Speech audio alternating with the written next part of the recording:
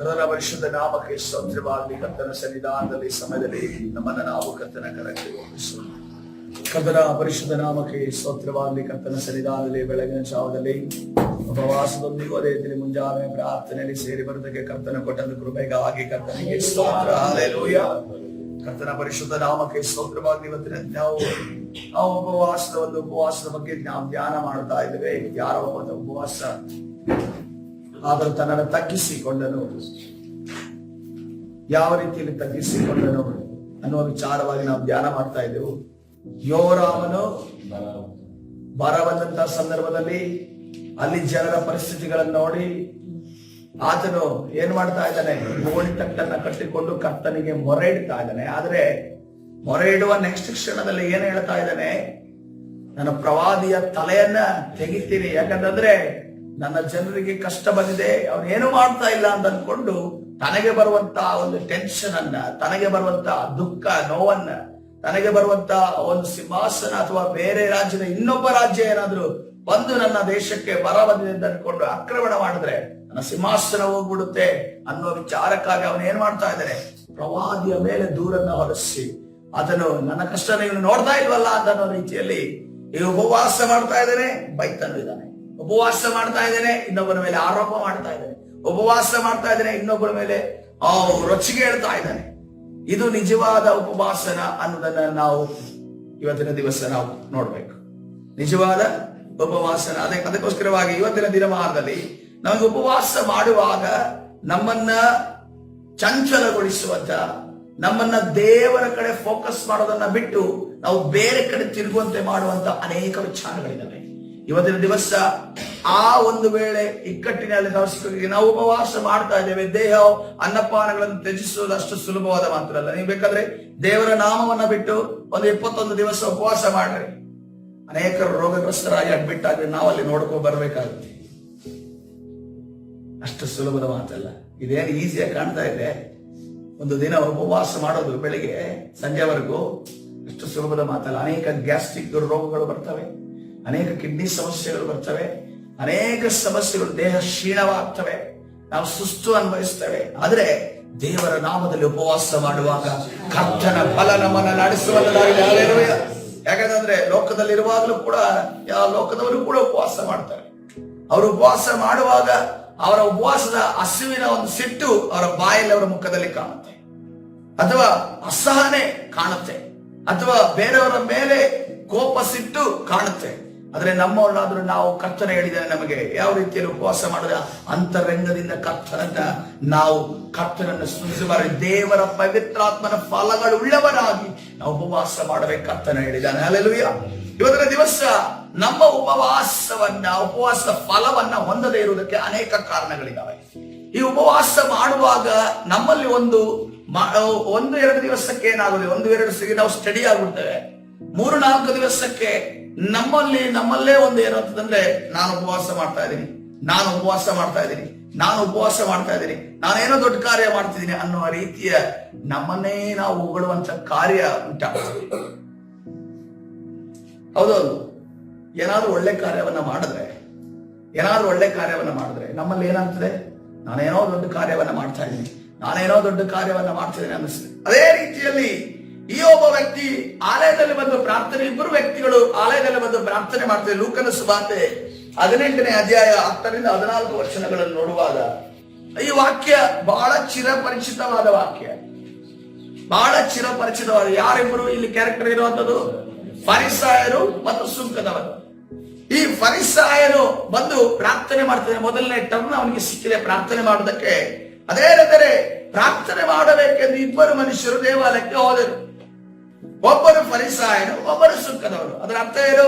ಫರಿಸಾಯರು ತನ್ನ ನೀತಿವಂತರು, ಅಂದ್ರೆ ಆ ಇಸ್ರೇಲ್ ಪಟ್ಟಣದಲ್ಲಿ ಫರಿಸಾಯರನ್ನು ನೋಡುವಾಗ ಅವರು ಬಹಳ ಒಂದು ಉನ್ನತ ಸ್ಥಿತಿಯಲ್ಲಿರುವವರು, ಉನ್ನತ ಪೊಸಿಷನ್ ಅಲ್ಲಿರುವವರು ಅನ್ನುವಂತ ಅರ್ಥ ಕೊಡ್ತದೆ. ಸುಂಕದವರು ಅಂತಂದ್ರೆ ಇಡೀ ಇಸ್ರೇಲ್ ದೇಶ, ಇವತ್ತಿನ ದಿವಸ ನಮ್ಮ ಭಾರತ ದೇಶದಲ್ಲಿ ಕಂದಾಯ ಒಂದು ಇದರಲ್ಲಿ ಯಾರು ಕೆಲಸ ಮಾಡ್ತಿದ್ದಾರೋ ಅವರು ಉನ್ನತ ಸ್ಥಿತಿಯಲ್ಲಿದ್ದಾರೆ. ಟ್ಯಾಕ್ಸ್ ಕಲೆಕ್ಷನ್ ಮಾಡುವವರು, ಟ್ಯಾಕ್ಸ್ ಇದರಲ್ಲಿ ಕೆಲಸ ಮಾಡುವವರು ಉನ್ನತ ಸ್ಥಿತಿಯಿಂದ ಅಂದುಕೊಳ್ತೇವೆ. ಆದ್ರೆ ಇಸ್ರೇಲ್ ಅಲ್ಲಿ ನೋಡ್ರಿ ಯಾವ ರೀತಿಯಲ್ಲಿ ಅವರ ಪೊಸಿಷನ್ ಇದೆ. ಆಕ್ಚುಲ್ ಆಗಿ ಆ ಪೊಸಿಷನ್ ನಮ್ಮ ದೇಶದಲ್ಲಿ ಇರಬೇಕಾಗಿತ್ತು. ಯಾಕಂತಂದ್ರೆ ಬೇರೆಯವರೆಲ್ಲ ಕಿತ್ತುಕೊಂಡು ಹಣ ಮಾಡ್ತಿರೋರು, ಆಸ್ತಿ ಮಾಡ್ತಿರೋ, ಮನೆ ಮಾಡ್ತಿರೋರು ಯಾರಾಗಿದ್ದಾರೆ? ಈ ಕಂದಾಯದಲ್ಲಿ ಇರುವಂತಹ ಆಫೀಸರ್ಸ್ ಗಳಾಗಿದ್ದಾರೆ.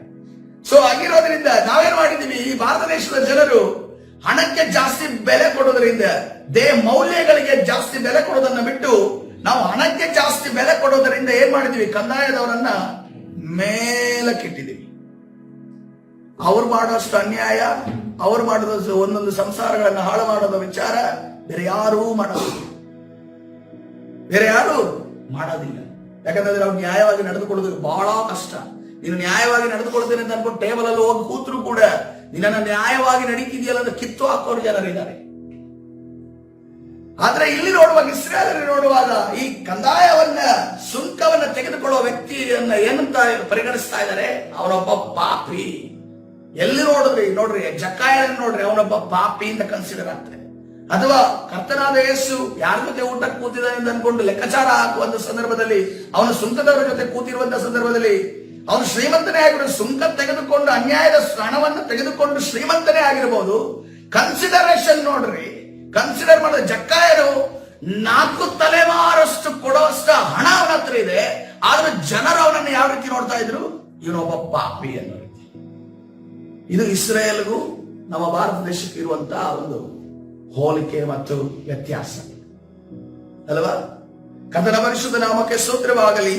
ಇಲ್ಲಿ ಫರಿಸಾಯನು ನಿಂತುಕೊಂಡು ಪ್ರಾರ್ಥಿಸುವಾಗ ತನ್ನೊಳಗೆ, ದೇವರೇ, ಸುಲುಕೊಳ್ಳುವವರು, ಅನ್ಯಾಯಗಾರರು, ಆದರ ಮಾಡುವವರು ಆಗಿರುವ ಉಳಿದ ಜನರಂತೆ ನಾನಲ್ಲ. ತನ್ನ ಒಂದು ಚಿಕ್ಕ ಪರಿಚಯವನ್ನು ಯಾರಿಗೆ ಕೊಡ್ತಾ ಇದ್ದಾನೆ? ದೇವರಿಗೆ ಕೊಡ್ತಾ ಇದ್ದಾನೆ. ತಾಯಿ ಗರ್ಭದಲ್ಲಿ ರೂಪಿಸಿದವನಿಗೆ ಪರಿಚಯವನ್ನು ಯಾವ ರೀತಿ ಕೊಡ್ತಾ ಇದ್ದಾನೆ? ನಾನು ಸುಲುಕೊಳ್ಳುವವನಲ್ಲ, ನಾನು ಅನ್ಯಾಯಗಾರ ಅಲ್ಲ, ನಾನು ಆದರ ಮಾಡುವವನು ಅಲ್ಲ ಅನ್ಕೊಂಡು ಆತನ ಪರಿಚಯ ಕೊಡ್ತಾ ಇದ್ರಿ. ಯಾರಿಗೆ? ಸೃಷ್ಟಿಕರ್ತನಾದ ದೇವರಿಗೆ ಪರಿಚಯ. ನಾವು ಕೂಡ ಅನೇಕ ಬಾರಿ ನಮ್ಮ ಪರಿಚಯವನ್ನು ನಾವು ದೇವರಿಗೆ ಕೊಡ್ತೇವೆ.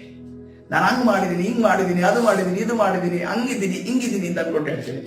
ಇನ್ನು ಕಂಪ್ಲೀಟ್ ಬಯೋಡಾಟವನ್ನ ಕರ್ತನು ಕೈಯಲ್ಲಿ ಇಡುವಂತ ಅವಶ್ಯಕತೆ ಇಲ್ಲ. ಆತನು ಸರ್ವಶಕ್ತನು. ಬೇರೆ ತನ್ನ ಕಣ್ಣನ್ನು ಓಪನ್ ಮಾಡಿದ ಕೂಡಲೇ ನಮ್ಮ ಎಲ್ಲ ವಿಚಾರಗಳು ಬಟ್ಟ ಬಯಲವಾಗಿ ಬಂದಿದ್ದಾರೆ. ಹಲ್ಲೆಲೂಯಾ. ಅದಕ್ಕೋಸ್ಕರವಾಗಿ ನೋಡ್ರಿ, ನ್ಯಾಯ ತೀರ್ಪಿನ ದಿನ ನಾವು ಅಲ್ಲಿ ನಿಲ್ಲೋದಕ್ಕೆ ನಡುಗಬೇಕು. ಯಾಕಂದ್ರೆ ನ್ಯಾಯ ತೀರ್ಪಿನ ದಿನ ಎಲ್ಲ ಪಿಕ್ಚರ್ ಅಲ್ಲಿ ಬರ್ತಾ ಇತ್ತು. ಇವಾಗ ಹೇಗೆ ಲೈವ್ ಅಲ್ಲಿ ನಾವು ನೋಡ್ತೇವೋ ಅಥವಾ ನಾವು CC ಕ್ಯಾಮೆರಾದಲ್ಲಿ ನೋಡ್ತೇವೋ, ಎಲ್ಲವೂ ಕೂಡ ಬಟ್ಟ ಬಯಲಾಗಿರ್ತದೆ. ಅದಕ್ಕೋಸ್ಕರವಾಗಿ ಸತ್ಸೇವಕನಾಗ್ಲಿ, ಪ್ರವಾದಿಯಾಗ್ಲಿ, ಅಪೊಸ್ತಲರಾಗಲಿ, ಯಾರೇ ಆಗಲಿ, ಎಲ್ಲ ವಿಚಾರಗಳು ಬಟ್ಟೆ ಬಯಲು. ಕರ್ತನ ಸನ್ನಿಧಾನ ನಾವು ತಗ್ಗಿಸಿಕೊಳ್ಳೋದಾದ್ರೆ ಆ ನ್ಯಾಯ ತೀರ್ಪಿನ ದಿವಸ ನಾವು ಕರ್ತನ ಮುಂದೆ ಧೈರ್ಯದಿಂದ ನಿಲ್ಲುವವರಾಗಿರ್ತೇವೆ. ಹಲ್ಲೆಲೂಯಾ. ಸುಲುಕೊಳ್ಳುವವರು, ಅನ್ಯಾಯಗಾರರು, ಆದರ ಮಾಡುವವರು ಆಗಿರುವ ಉಳಿದ ಜನರಂತೆ ನಾನಲ್ಲ, ಈ ಸುಂಕದವರಂತೆಯೂ ನಾನಲ್ಲ. ಪಕ್ಕದಲ್ಲಿ ನೋಡ್ತಾ ಇದ್ರೆ ಪಾಪಿ ಕೂತಿದ್ದಾನೆ, ಅವನ ಅಡ್ರೆಸ್ ಗೊತ್ತಿದೆ, ಅವನ ಮೊನ್ನೆ ಸುಂಕ ತೆಗೆದ ನಾನು ನೋಡಿದ್ದೇನೆ, ಅವರಂತೆಯೂ ನಾನಲ್ಲ. ಆದ್ದರಿಂದ ನಿನಗೆ ಸ್ತೋತ್ರ ಮಾಡುತ್ತೇನೆ. ಇಷ್ಟ ಆಯ್ತು. ತನ್ನ ಸ್ವಭಾವದ ಬಗ್ಗೆ ಹೇಳಿದೆ. ಈಗ ತಾನು ಮಾಡೋ ಕಾರ್ಯಗಳ ವಿಚಾರವಾಗಿ ಹೇಳ್ತಾ ಇದ್ದೇನೆ. ವಾರಕ್ಕೆ 2 ಆವರ್ತಿ ನಾನು ಉಪವಾಸ ಮಾಡ್ತೇನೆ. ಉಪವಾಸದ ವಿಚಾರದಲ್ಲಿ ಅವರಿಗೇನು ಒಂದು ಪ್ರೌಡ್ ಇದೆ, ಒಂದು ಹೆಮ್ಮೆ ಇದೆ, ಒಂದು ಗರ್ವ ಇದೆ. ನಾನು ಉಪವಾಸ ಮಾಡ್ತೇನೆ. ಇವತ್ತಿನ ದಿವಸ ಉಪವಾಸ ಮಾಡುವಂತ ದೇವ ಜನರೇ, ನಮ್ಮಲ್ಲಿ ಆ ರೀತಿಯ ಗರ್ವ ಇದೆಯಾ? ಯಾಕಂದ್ರೆ 5-6ನೇ ದಿವಸ ಕಾಲಿಡ್ತಾ ಇದೀವಿ. 5 ದಿವಸ ಮುಗಿದಿದೆ. ಈಗ ಒಂದ್ ಸ್ವಲ್ಪ ಸ್ಟಡಿ ಆಗಿದೆ. 1-2 ಸ್ವಲ್ಪ ಅಲ್ಲಾಡಕ್ಕಿದ್ವಿ. ಈಗ 3ನೇ ದಿವಸ ಸ್ವಲ್ಪ ಒಂಚೂರು, 4 ಫುಲ್ ಸ್ಟಡಿ ಆಗಿರ್ತೀವಿ. ಈಗ 5ನೇ ಮುಗಿತು. ಈಗ ಫುಲ್ ನಮ್ದೇ ಹವಾ ಅನ್ನೋ ರೀತಿಯಲ್ಲಿ ಇರುತ್ತೆ.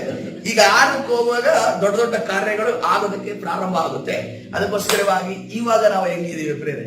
ದೊಡ್ಡ ದೊಡ್ಡ ಕಾರ್ಯಗಳನ್ನು ಕರ್ತನು ಮಾಡುವ ಅದು ಆತನ ಬಲ ಸಾಮರ್ಥ್ಯ. ಬೇರೆ ನಮ್ಮಿಂದ ಆದ ಕಾರ್ಯವಲ್ಲ. ನಾವು ಫರಿಸಾಯರ ರೀತಿಯಲ್ಲಿ ನಾನೇನೋ ಉಪವಾಸ ಮಾಡ್ತಾ ಇದ್ದೇನೆ, ನಮ್ಮ ಸಭೆಯವರು ಏನೋ ಉಪವಾಸವನ್ನು ಮಾಡ್ತಾರೆ, ನಮ್ಮ ಸೇವಕರು ಏನೋ ಒಂದು ಉಪವಾಸವನ್ನು ಅನೌನ್ಸ್ ಮಾಡಿದ್ದಾರೆ ಅನ್ನೋದನ್ನ ನಾವು ಮಾಡದೆ ನಮ್ಮನ್ನ ನಾವು ತಗ್ಗಿಸಿಕೊಂಡವರಾಗಿ ನಾವು ಇರುತ್ತೇವೋ, ಯಾವಾಗ ನಾವು ಮೂಲೆ ಗುಂಪಾಗಿ ಕರ್ತನ ಸನ್ನಿಧಾನದಲ್ಲಿ ಸ್ತುತಿಸುತ್ತೇವೋ, ಕರ್ತನ ಮೂಲೆಯಿಂದ ತೆಗೆದು ಅದರ ಮೇಲಕ್ಕೆ ತಂದು ಉಪಯೋಗಿಸುವಾತನಾಗಿದ್ದಾನೆ. ಹಲ್ಲೆಲೂಯಾ. ನಮ್ಮ ಕುಟುಂಬವನ್ನು ಅದರ ಉನ್ನತಿಗೆ ತರುವಾತನಾಗಿದ್ದಾನೆ. ಅದಕ್ಕೋಸ್ಕರವಾಗಿ ನೋಡ್ರಿ, ಉಪವಾಸ ಮಾಡುವಾಗ, ಪ್ರಾರ್ಥನೆ ಮಾಡುವಾಗ, ದಾನ ಧರ್ಮ ಮಾಡುವಾಗ ನೀನು ಯಾರಿಗೂ ಗೊತ್ತಿಲ್ಲದಂತೆ ಮಾಡಬಹುದು. ಯಾರಿಗೂ ಗೊತ್ತಿಲ್ಲದಂತೆ ಮಾಡಿ. ಯಾಕಂತಂದ್ರೆ ದೇವರಿಗೆ ಗೊತ್ತದೆ. ಸೈತಾನನು ಅಲ್ಲಿ ಒಂದು ತಂತ್ರವನ್ನು ಉಪಯೋಗಿಸ್ತಾನೆ, ಆಯುಧವನ್ನು ಉಪಯೋಗಿಸ್ತಾನೆ. ದಾನ ಧರ್ಮ ಮಾಡಿದ್ರೆ, ಯಾರಾದ್ರೂ ಹೊಗಳಿದ್ರೆ ಅಲ್ಲಿಗೆ ನಿನ್ನ ಮುಗೀತು. ಪ್ರಾರ್ಥನೆ ಮಾಡಿದ್ರೆ, ಯಾರಾದ್ರೂ ನಿನ್ನನ್ನು ಹೊಗಳಿದ್ರೆ ಅಲ್ಲಿಂದ ಮುಗೀತು. ಉಪವಾಸ ಮಾಡಿದ್ರೆ ಯಾರಾದ್ರೂ ನಿನ್ನನ್ನು ಹೊಗಳಿದ್ರೆ ಅಲ್ಲಿಗೆ ಮುಗೀತು. ನಾವು ಅಂದುಕೊಳ್ತೇವೆ, ನಾವು ಇನ್ನೊಬ್ಬರಿಗೆ ಹೇಳೋದು ನನ್ನ ಪರಿಚಯ ಆಗ್ತದೆ, ನನ್ನ ಬಗ್ಗೆ ಏನು ಗೊತ್ತಿಲ್ವಲ್ಲ ಇವರಿಗೆ, ನನ್ನ ವಿಸಿಟಿಂಗ್ ಕಾರ್ಡ್ ಇವರಿಗೆ ಗೊತ್ತಿಲ್ವಲ್ಲ ಅನ್ನುವ ರೀತಿಯಲ್ಲಿ ನಾವು ಯಾವ ಸ್ಪಿರಿಚುವಲ್ ವಿಸಿಟಿಂಗ್ ಕಾರ್ಡ್ ಕೊಡ್ತಾ ಇದ್ದೇವೆ. ಏನೋ ನಾನು ಉಪವಾಸ ಮಾಡ್ತಾ ಇದ್ದೆ. ಇವತ್ತಿನ ದಿವಸ ನಾವು ಕರ್ತನ ಸನ್ನಿಧಾನದಲ್ಲಿ ಪ್ರಿಯರೇ, ಈ ಫರಿಸಾಯರ ರೀತಿಯಲ್ಲೆಲ್ಲ ನಾವು ಇಲ್ಲಿರುವಂತಹ ಸುಂಕದವನ ರೀತಿಯಲ್ಲಿ ನಮ್ಮನ್ನು ನಾವು ತಗ್ಗಿಸಿಕೊಳ್ಳುವುದಾದರೆ ಬೇರೆ ಕರ್ತನು ನಮ್ಮನ್ನ ಮೇಲಕ್ಕೆ ತಂದು ಉಪಯೋಗಿಸುವಾತನಾಗಿದ್ದಾನೆ. ಹಲ್ಲೆಲೂಯಾ. ಈ ಉಪವಾಸ ಪ್ರಾರ್ಥನೆಯಲ್ಲಿ ನಾವು ಯಾವ ಪ್ರಾರ್ಥನೆ ರಿಕ್ವೆಸ್ಟ್ ಗಳನ್ನು ಇಟ್ಟುಕೊಂಡಿದ್ದೇವೋ ಅದೆಲ್ಲವೂ ಕೂಡ ನೆರವೇರುವಂತದ್ದಾಗಿದೆ. ಹಲ್ಲೆಲೂಯಾ, ನೆರವೇರುವಂತದ್ದಾಗಿದೆ. ಕರ್ತನ ಪರಿಶುದ್ಧ ನಾಮಕ್ಕೆ ಸ್ತೋತ್ರವಾಗಲಿ. ಇಲ್ಲಿ ಲಾಸ್ಟಿಗೆ ಈ ರೀತಿಯಲ್ಲಿ ಬರೆದೆ, ಆತನು ನೀತಿ ಯಾರು ಇವನು ನೀತಿವಂತನೆಂದು ಎನಿಸಲ್ಪಟ್ಟವನಾಗಿ ತನ್ನ ಮನೆಗೆ ಹೋದರೆ. ಯಾರು? ಸುಂಕದವನು ನೀತಿವಂತರು, ರೈಚಿಯಸ್. ಯಾರಾದ್ರನ್ನ ನೀತಿವಂತನೆನ್ನುವ ಪಟ್ಟವನ್ನು ಕೊಟ್ಟು ಕಳಿಸಿದ್ದು ದೇವರು, ಕಥಾದಿ ಕರ್ತರು. Hallelujah, hallelujah. ಫರಿಸಾಯನಿಗೆ ಇವನು ನೀತಿವಂತನಲ್ಲ ಅಂತ ಅನ್ಕೊಂಡು ಆ ಒಂದು ಪಟ್ಟವನ್ನ, ಆ ಒಂದು ಪ್ರೈಸ್ ಅನ್ನು ಕೊಟ್ಟು ಕಳಿಸಿದ ಯಾರು? ಅನೀತಿವಂತನೆಂದು ದೇವರು. ನಮ್ಮನ್ನ ಮಾನಿಸುವವನು ದೇವರೇ ಆಗಿರಬೇಕು. ಹಲ್ಲೆಲೂಯಾ. ಈ ಜನಗಳ ಮಾನವನ್ನ ಬಯಸಬೇಡ್ರಿ ಪ್ರಿಯರೇ. ಒಂದು ದಿವಸ ಎತ್ತಿ ಮೇಲಿಡ್ತಾರೆ, ಒಂದು ದಿವಸ ಎತ್ತಿ ಕೆಳಗಡೆ ಹಾಕ್ತಾರೆ.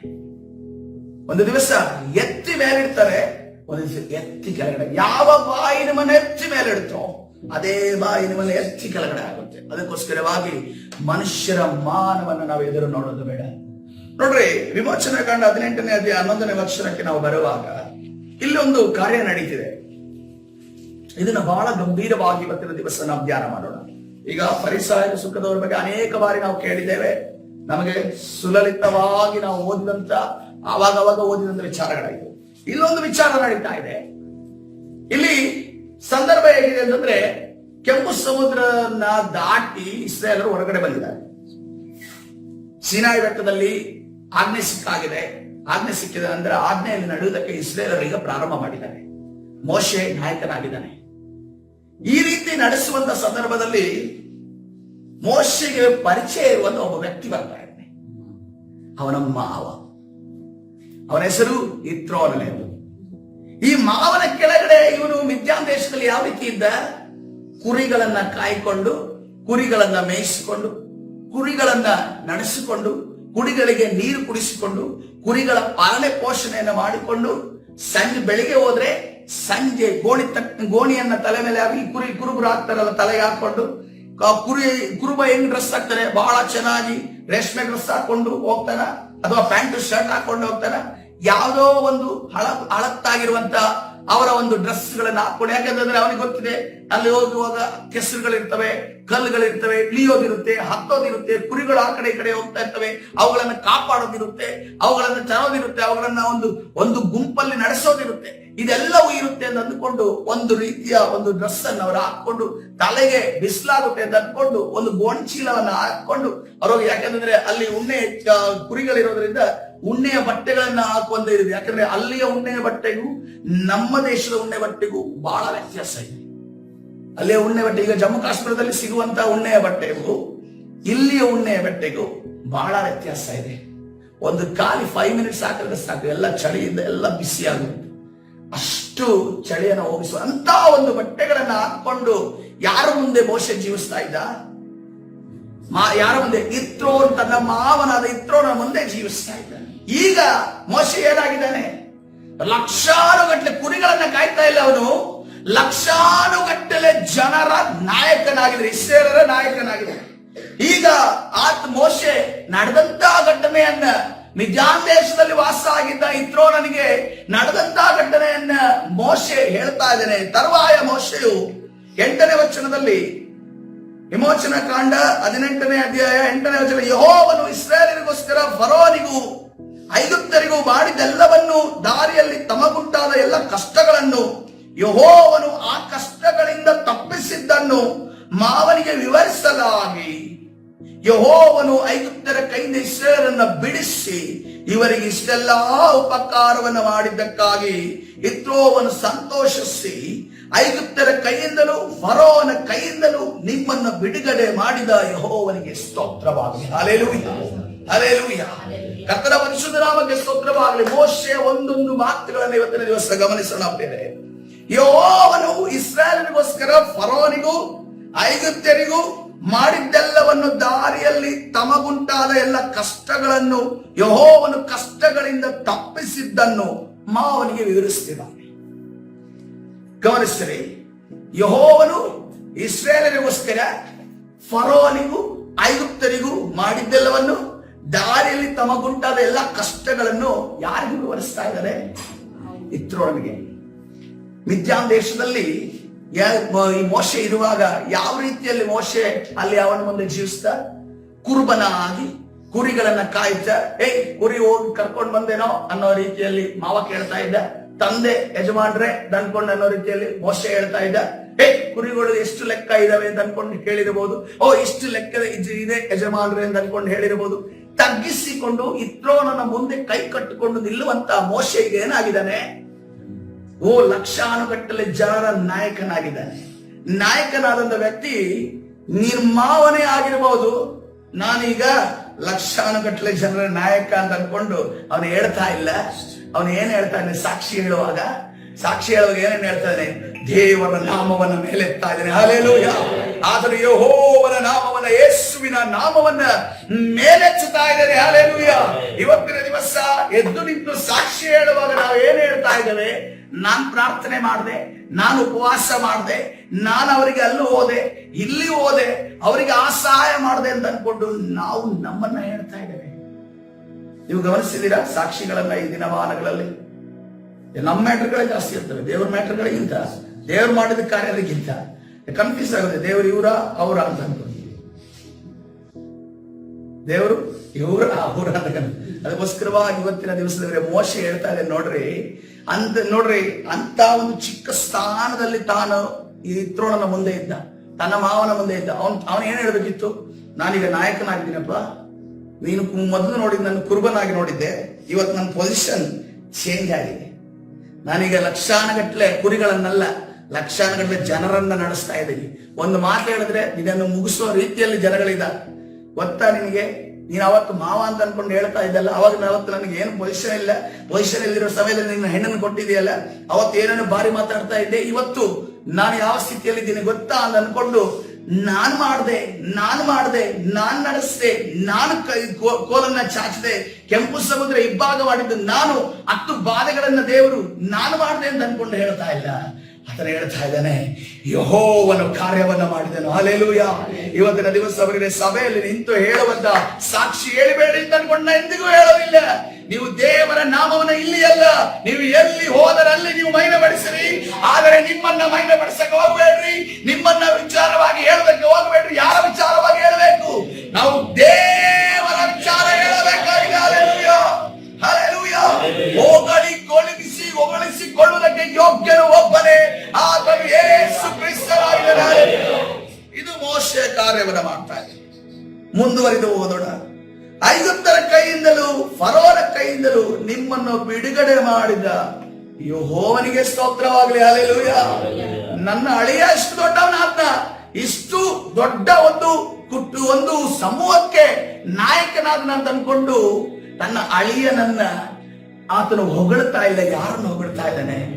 ದೇವರನ್ನು ಹೊಗಳ್ತಾ ಇದ್ದಾನೆ. Hallelujah, hallelujah. ಇವತ್ತಿನ ದಿವಸದಲ್ಲಿ ಬೇರೆ ನಮ್ಮ ಗಂಡ ಏನಾದ್ರೂ ಒಳ್ಳೆ ಕಾರ್ಯ ಮಾಡ್ಬೋದು, ನಮ್ಮ ಹೆಂಡತಿ ಏನೋ ಒಳ್ಳೆ ಕಾರ್ಯ ಮಾಡ್ಬೋದು, ನಮ್ಮ ಮಕ್ಕಳು ದೊಡ್ಡ ದೊಡ್ಡ ಕಾರ್ಯಗಳನ್ನ ಮಾಡುವುದು. ಒಂದನ್ನು ನೆನಪಿಸಿಕೊಂಡ್ರೆ ಯಾವುದೇ ಕಾರಣಕ್ಕೂ ನಮ್ಮ ಮಕ್ಕಳಾಗಲಿ, ನಮ್ಮ ಗಂಡರಾಗಲಿ, ಹೆಂಡತಿಯಾಗಲಿ, ತಮ್ಮನಾಗಲಿ, ಅಣ್ಣನಾಗಲಿ ಅವರ ಹಾಗೆ ಮಾಡುವುದಕ್ಕೆ ಸಾಧ್ಯವಿಲ್ಲ.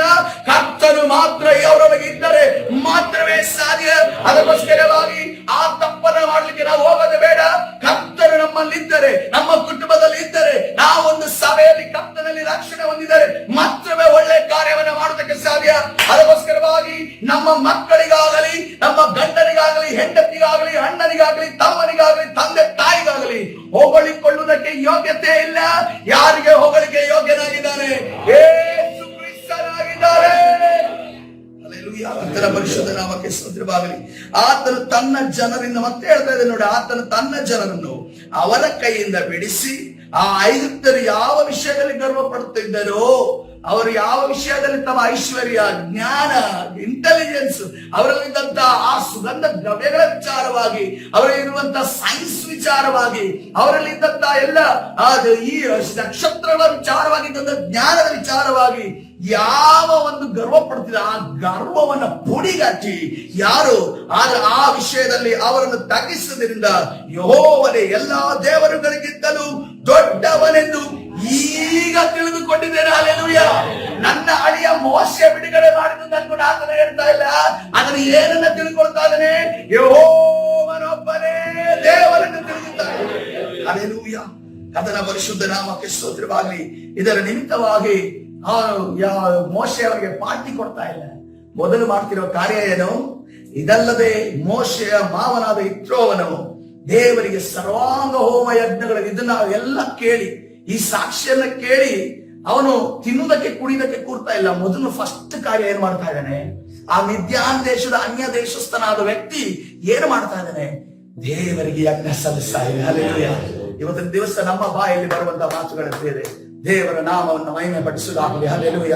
ನಾವು ಹೇಳುವಂತ ಸಾಕ್ಷಿಗಳು ನಮ್ಮನ್ನ ಸೆಂಟ್ರಲೈಸ್, ನಮ್ಮನ್ನ ಪ್ರಸಿದ್ಧಿಗೆ ತರೋದು ಬೇಡ, ನಾವು ಫೇಮಸ್ ಆಗೋದು ಬೇಡ, ನಮ್ಮ ಹೆಸರು ಮುಂದೆ ಬರೋದು ಬೇಡ, ಕರ್ತನ ಹೆಸರು ಮುಂದೆ ಬರುವುದಾಗಲಿ. ನಮ್ಮ ಪ್ರಾರ್ಥನೆಯಿಂದ ಕರ್ತನ ಬಿಡುಗಡೆ ಮಾಡಿದಲ್ಲ, ಕರ್ತನಿಗೊಂದು ರೀಸನ್ ಬೇಕಿತ್ತು, ಕರೆಯುವ ವ್ಯಕ್ತಿ ಬೇಕಾಗಿತ್ತು. ಅದಕ್ಕೋಸ್ಕರವಾಗಿ ನೀವು ಪ್ರಾರ್ಥನೆ ಮಾಡಿ. ಒಂದು ವೇಳೆ ಪ್ರಾರ್ಥನೆ ಮಾಡುವುದಕ್ಕೆ ಆರೋಗ್ಯವೇ ಇಲ್ಲದೆ ಹೋದರೆ, ಉಪವಾಸ ಮಾಡುವುದಕ್ಕೆ ಆರೋಗ್ಯವೇ ಇಲ್ಲದೆ ಹೋದರೆ, ಜೀವಿಸುವುದಕ್ಕೆ ನೀನು ವ್ಯಕ್ತಿಯೇ ಇಲ್ಲದೆ ಹೋದ್ರೆ ಯಾರು ಪ್ರಾರ್ಥನೆ ಮಾಡ್ತಾ ಇದ್ರು? ಯಾರು ಉಪವಾಸ ಮಾಡ್ತಾ ಇದ್ರು? ಇವತ್ತಿನ ದಿವಸ ನಮ್ಮನ್ನ ನಾವು ತಗ್ಗಿಸಿಕೊಳ್ಳೋಣ. ಹೊಗಳಿಕೊಳ್ಳುವುದಕ್ಕೆ, ನಮ್ಮನ್ನ ಪ್ರಶಂಸಿಸಿಕೊಳ್ಳುವುದಕ್ಕೆ ನಮಗೆ ಯೋಗ್ಯತೆ ಇಲ್ಲ.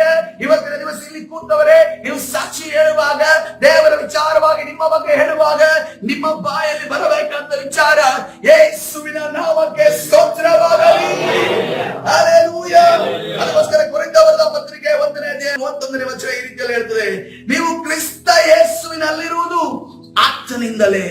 ಕ್ರಿಸ್ತ ಯೇಸು ನಮಗೆ ದೇವರ ಕಡೆಯಿಂದ ಜ್ಞಾನವು, ನೀತಿ, ಶುದ್ಧೀಕರಣ, ವಿಮೋಚನೆಗಳಿಗೆ ಕಾರಣನೂ ಆದನು. ಹೆಚ್ಚಳ ಪಡುವವನು ಕರ್ತನಲ್ಲಿಯೇ ಹೆಚ್ಚಳ ಪಡಲಿ ಎಂಬ ವೇದೋಕ್ತಿ ನೆರವೇರುವುದಕ್ಕೆ ಇದರಿಂದ ಮಾರ್ಗವಾಯಿತು. ಹಲ್ಲೆಲೂಯ.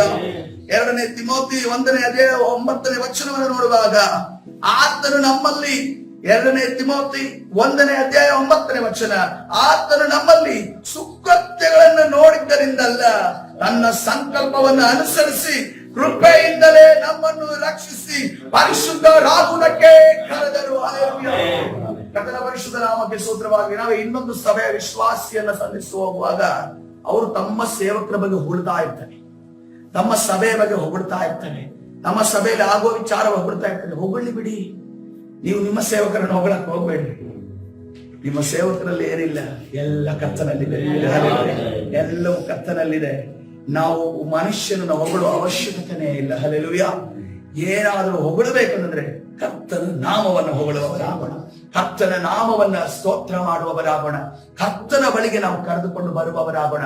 ಕರ್ತರು ನಮ್ಮನ್ನು, ಅವರನ್ನು ನಡೆಸುವಾಗ ಯಾವ ರೀತಿಯಲ್ಲಿ ಮೋಶೆ ತನ್ನ ಬಗ್ಗೆ ಸಾಕ್ಷಿ ಹೇಳುವಾಗ ದೇವರನ್ನೇ ಮುಂದಿಟ್ಟನೋ, ಇತ್ರೋವನ್ನು ತನ್ನ ಅಳಿಯನ ಬಗ್ಗೆ ಹೇಳುವಂತ ಕೇಳಿದಂತ ಸಂದರ್ಭದಲ್ಲಿ ಯಾವಾಗ ದೇವರನ್ನೇ ಮುಂದಿಟ್ಟನೋ, ಅದೇ ರೀತಿಯಲ್ಲಿ ನಾವು ನಮ್ಮ ಸಾಕ್ಷಿ ಹೇಳುವಾಗ ಕರ್ತನ ಮೇಲೆ ಕೆತ್ತೋಣ ಪ್ರಿಯರೇ. ಹಲ್ಲೆಲೂಯ. ಆತನು ಮಾಡಿದನು, ನಾನು ಏನೂ ಅಲ್ಲ ಅಂತ ಅನ್ಕೊಂಡು ನಾವು ಯಾವಾಗ ಹೇಳುತ್ತೇವೋ ಆ ಮಾಡಿದಂತ ಕಾರ್ಯದ ಪ್ರತಿಫಲ ನಾವು ಹೊಂದುವವರಾಗಿರ್ತೇವೆ. ಮತ್ತೆ ಅಲ್ಲೇ ನಮ್ಮ ಒಂದು ಮಿತಿ ಏನಿದೆ ನೋಡಿ, ಸೈತಾನ ಕೆಲವು ಸರಿ ನಮಗೆ ಹೊಗಳಿ ಏನ್ ಮಾಡ್ತಾನೆ ಗೊತ್ತಾ, ನಮ್ಮನ್ನೇ ನಾವೇ ಹೊಗಳಿಸಿ ಅಥವಾ ಬೇರೆಯವರಿಂದ ಹೊಗಳಿಕೆ ಬಂದಾಗ ನಾವು ಅದನ್ನು ಸ್ವೀಕರಿಸುವುದರಿಂದ ನಾವು ಮಾಡೋ ಕೆಲಸವನ್ನ ಅಲ್ಲೇ ನಿಲ್ಲಿಸ್ತಾನೆ. ನೋಡಿ, ಗಮನಿಸಿರ್ಬೇಕಾದ್ರೆ ನೀವು ಅಬ್ಸರ್ವ್ ಮಾಡ್ರಿ, ಯಾರನ್ನಾದ್ರೂ ನಿಮ್ಗೆ ಹೊಗಳಿ ಅಥವಾ ನೀವೇ ನಿಮ್ಮನ್ನ ನೀವು ಹೊಗಳ್ತಾ ಇರ್ರಿ, ನಿಮ್ಮ ಮನಸ್ಸಿನಲ್ಲಿ ನಿಮ್ಮ ಬಗ್ಗೆ ಖುಷಿ ಅನಿಸ್ತಾ ಇರಬಹುದು, ಮುಂದೆ ನೀವು ಅದೇ ಕಾರ್ಯವನ್ನು ನಿಮಗೆ ಮಾಡೋದಕ್ಕಾಗೋದಿಲ್ಲ. ಸೈತಾನನು ಅದಕ್ಕೆ ಮಿತಿ ತರೋದು ಏನು ಗೊತ್ತಾ, ನಾವು ಹೊಗಳಿಕೆಯನ್ನು ಯಾವಾಗ ರಿಸೀವ್ ಮಾಡ್ತೇವೋ ಆವಾಗಲೇ ಆ ಕಾರ್ಯಗಳು ನಮ್ಮಿಂದ ಆಗೋದು ನಿಂತು ಹೋಗ್ತವೆ. ಯಾಕಂತಂದ್ರೆ ನೀನು ಹೊಗಳಿಕೆಯಿಂದ ತುಂಬಿಕೊಡ್ತೀಯಲ್ಲ, ವಿಧವೆ ಪಾತ್ರೆಯನ್ನ ತೆಗೆದುಕೊಂಡ್ರಿ ಅಂತ ಹೇಳಿದ್ರು. ಆ ವಿಧವೆಗೆ ಪಾತ್ರೆ ಮುಗಿದೋಯ್ತು. ಪಾತ್ರೆ ಮುಗಿದೋದ್ಮೇಲೆ ಎಲ್ಲ ಹಾಕೋಣ. ದೇವರಿಗೆ ಇನ್ನೂ ಅನೇಕ ಕಾರ್ಯಗಳು, ಒಳ್ಳೆಯ ಕಾರ್ಯಗಳನ್ನ ನಿನ್ನ ಒಳಗಡೆ ಆಗ್ಬೇಕು ಅಂದ್ರೆ ನಿನ್ನ ಒಳಗಡೆ ಏನ್ ತುಂಬಿಕೊಬಿಡ್ತು? ಆ ಕ್ಷಣದಲ್ಲಿ ಹೊಗಳಿಕೆ ಅನ್ನೋದು ತುಂಬಿಕೊಂಡ್ಬಿಡ್ತು.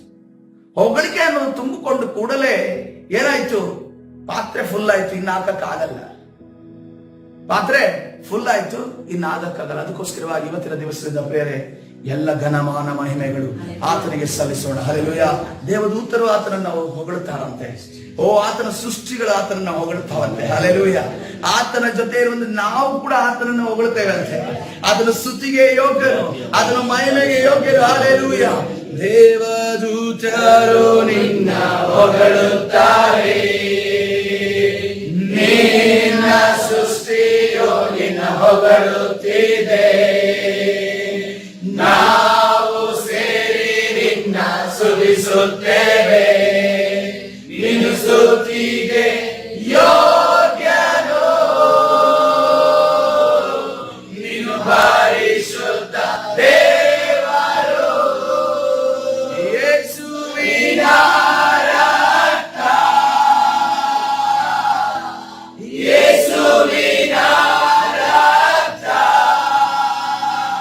ನನ್ನ ಪಾಪವ, ನನ್ನ ಶಾಪವ, ನನ್ನ ರೋಗವ ನೀಗಿಸಿದೆ.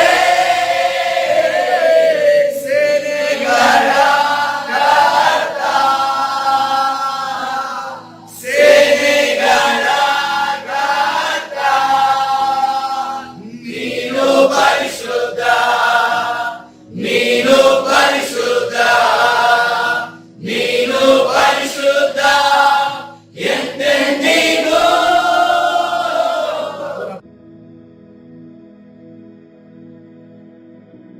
ಪರಿಶುದ್ಧ ನಾಮಕ್ಕೆ ಸ್ತೋತ್ರವಾಗಲಿ. ಯೇಸುವೇ, ನಿನ್ನ ಸನ್ನಿಧಾನದಲ್ಲಿ ಸ್ವಾಮಿ ಹೊಗಳಿಕೊಳ್ಳುವುದಕ್ಕೆ ನಮಗೆ ಯೋಗ್ಯತೆ ಇಲ್ಲ ಸ್ವಾಮಿ. ಎಲ್ಲ ಹೊಗಳಿಕೆಗೂ, ಮಾನಕ್ಕೂ, ಕರ್ತನೆ ಪ್ರಶಂಸೆಗೂ, ಕರ್ತನೆ ಎಲ್ಲದಕ್ಕೂ ಯೋಗ್ಯರು ನೀನಾಗಿದೆ ಸ್ವಾಮಿ. ಕರ್ತನೆ ಸದಾ ನಿನ್ನನ್ನು ಹೊಗಳುವ ಹಾಗೆ ನಿನ್ನ ತಾನೇ ನಡೆಸು, ಬಲಪಡಿಸು, ನಿನ್ನ ಪ್ರಸನ್ನತೆಯಿಂದ ತುಂಬು ಸ್ವಾಮಿ. ಕರ್ತನೆ ನಮ್ಮ ಬಾಯಿಯಲ್ಲಿ ಬರುವಂತಹ ಎಲ್ಲಾ ಒಳ್ಳೆ ಕಾರ್ಯಗಳು ಅದು ನಿನ್ನ ಮಹಿಮೆಗೋಸ್ಕರವಾಗಿರುವುದಾಗಲಿ, ನಿನ್ನನ್ನು ಮಹಿಮೆ ಪಡಿಸುವುದಾಗಲಿ. ಕರ್ತನೆ ನಮ್ಮನ್ನ, ಕರ್ತನೆ ಒಳ್ಳೆ ಕಾರ್ಯವನ್ನ, ಕರ್ತನೆ ನಿನ್ನ ದೈವಿಕ ಕಾರ್ಯವನ್ನ, ಕರ್ತನೆ ರಾಜ ನಿನ್ನ ಒಂದು, ಕರ್ತನೆ ರಾಜ ಪರಲೋಕದ ರಾಜ್ಯದ ಕಟ್ಟುವಂತ ಕಾರ್ಯವನ್ನ ಮಾಡುವುದಕ್ಕೆ ತಡೆ ಒಡ್ಡುವಂತದ್ದು ಈ ಹೊಗಳಿಕೆ ಆಗಿದೆ ಸ್ವಾಮಿ. ಇದನ್ನು ನಾವು ತೆಗೆದುಕೊಳ್ಳದೆ ಕರ್ತನೆ ನಿನ್ನನ್ನು ಮಹಿಮೆ ಪಡಿಸುವಾಗ ನಮ್ಮನ್ನು ನೀವು ತಾನೇ ನಡೆಸು. ನಮಗೆ ನಮ್ಮ ಮುಂದೆ ಹೊಗಳಿಕೆಯ ಮಾತುಗಳನ್ನ, ನಮ್ಮ ಒಳಗಡೆ ಹೊಗಳಿಕೆ ಮಾತುಗಳನ್ನು ತಂದು ಹಾಕುವಂತ ಎಲ್ಲಾ ಸೈತಾನನ ಕಾರ್ಯಗಳು ಲಯವಾಗಲಿ. ಬಿಡುಗಡೆ ಉಂಟು ಮಾಡಿ ನೀನು ತಾನೇ ನಡೆಸು. ಕರ್ತನಾದ ಯೇಸು ಸ್ವಾಮಿ ಪ್ರಾರ್ಥನೆ ಹೊಂದಿಕೊಳ್ಳುತ್ತೇನೆ ಜೀವಗಳ ತಂದೆಯೇ. ಆಮೆನ್.